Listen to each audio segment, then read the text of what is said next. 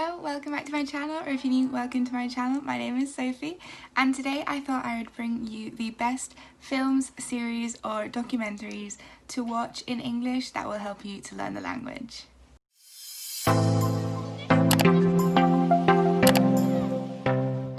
Okay, so obviously I am a British English teacher, so I tend to prefer everything to do with British English rather than American English.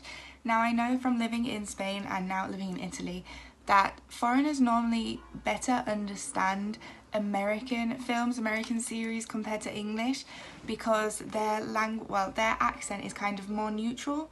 So it's something that when they listen to, they then understand everyone and everything else because everyone kind of speaks the same in a sense.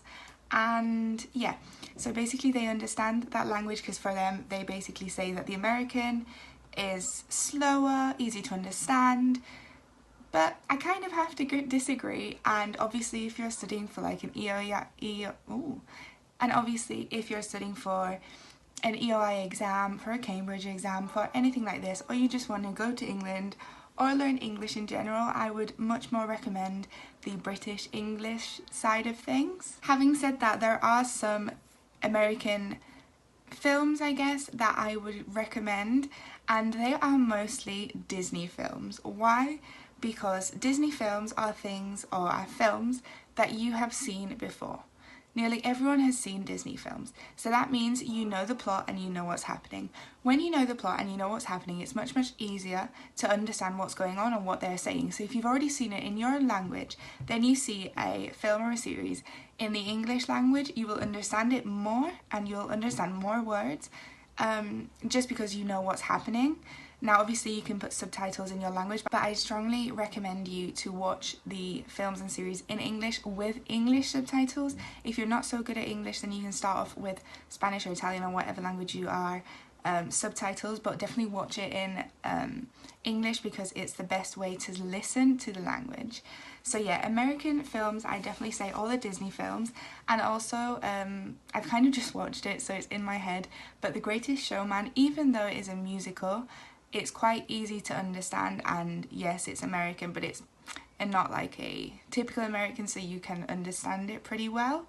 So I'd say Disney films, all of that are better to understand and they're easier for you to understand, but I would strongly recommend you trying to watch the British English films or series, even though I do understand that we have a lot more accents. It can be like a Welsh, an Irish, a Scottish, an English accent, and then English accents you have from all over, like Liverpool, Birmingham, London, the North, so it really does depend. But I'd recommend you to try and understand them, because once you start listening or watching British English things, you'll understand it much more, and it'll be much easier for you to kind of like decipher which accent it is, but also for when you're traveling or if you go to England, you'll understand everyone and not just the ones that speak the Queen's language. So for British English films, yes, I'm gonna recommend Harry Potter. Like, I'm sorry, they're my favourite films ever, but they're British English. I can't even speak today. Okay, so they're British English.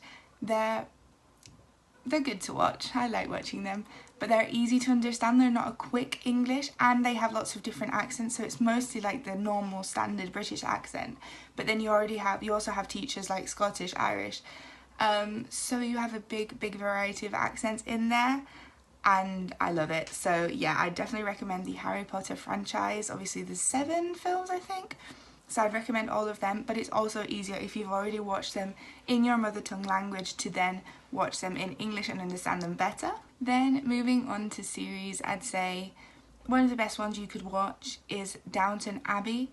Why? Because this is kind of a more formal, old traditional way of speaking, so I think you can understand it a little bit more, and Downton Abbey has a lot of series, a lot of episodes, so yeah, you can practice a lot with Downton Abbey, and it is again British English.